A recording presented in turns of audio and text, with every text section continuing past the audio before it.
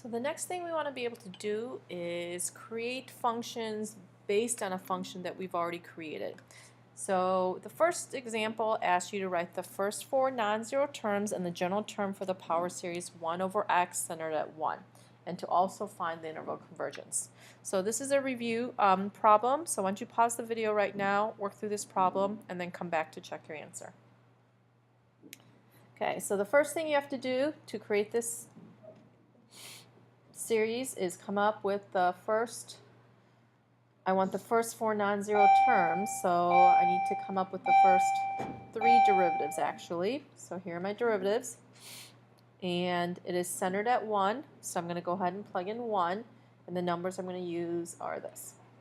And using the formula, my first term is this, minus 1 x minus 1 plus 2 x minus 1 squared over 2 factorial minus 6 x minus 1 cubed over 3 factorial. Notice it says first four terms, so there's 1, 2, 3, 4 terms, even though it's only a third degree. And it also says I want a series, so that's why you want to make sure you put that plus dot dot dot. So that f of x is actually equal to this infinite series.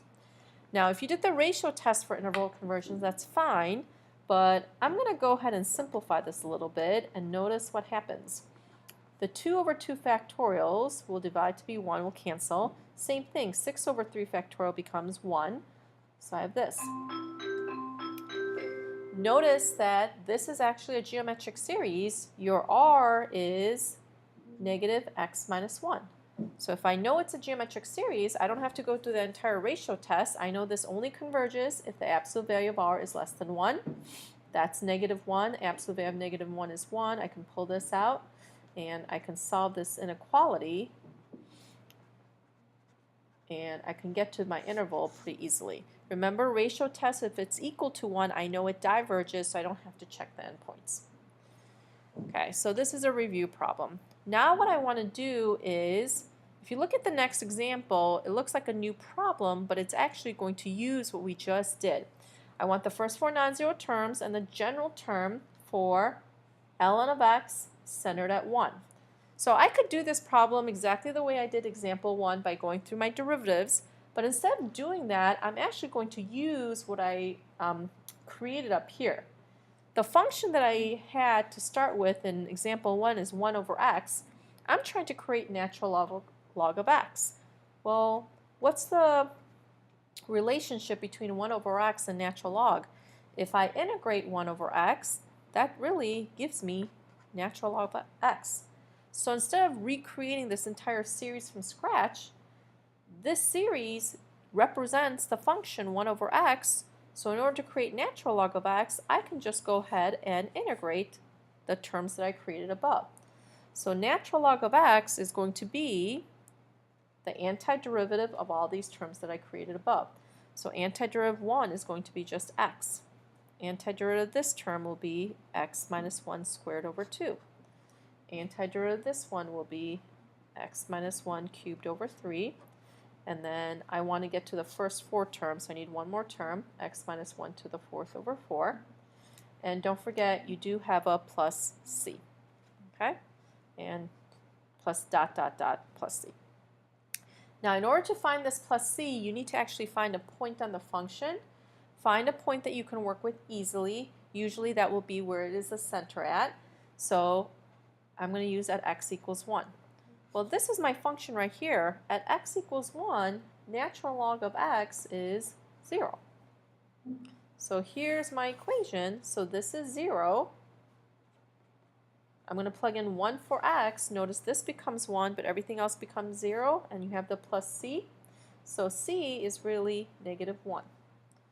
So what happens is this piece right here becomes negative 1, but then notice when you group these together, you can rewrite that as x minus 1. Now you have the entire series centered at 1. So natural log of x is really x minus 1. I just grouped these together, minus x minus 1 squared over 2, plus x minus 1 cubed over 3, minus x minus 1 to the 4th over 4. And notice this also asks for the general term. So for the general term, you can write it like this, plus dot dot dot.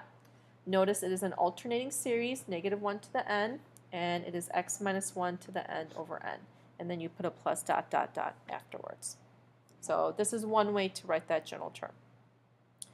Okay, let's try one last problem using the idea of using a series that you already know information about.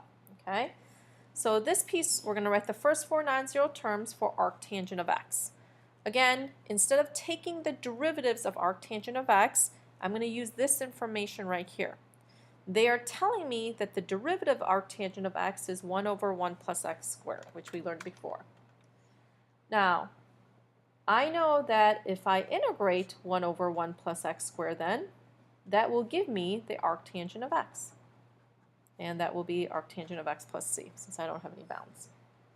Now, in this problem, I use this series here. Here, I don't have a series for this yet, but I can come up with a series pretty easily.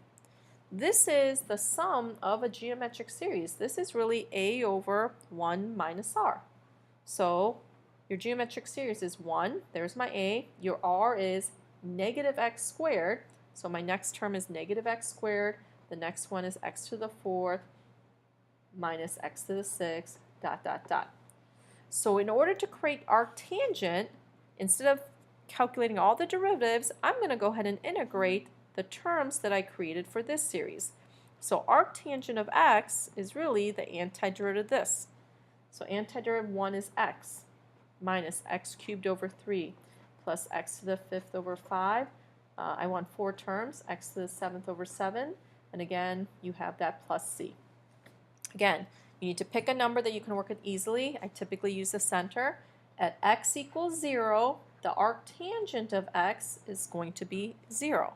So this is 0 when I plug in 0 here, so really c ends up being 0. So arctangent of x is really x minus x cubed over 3 plus x to the 5th over 5 minus x to the 7th over 7. And again, it asks for that general term, so put a plus dot dot dot. Notice it is alternating, so you're going to have that negative 1 to the n, and that 1, 3, 5, 7 pattern is 2n plus 1.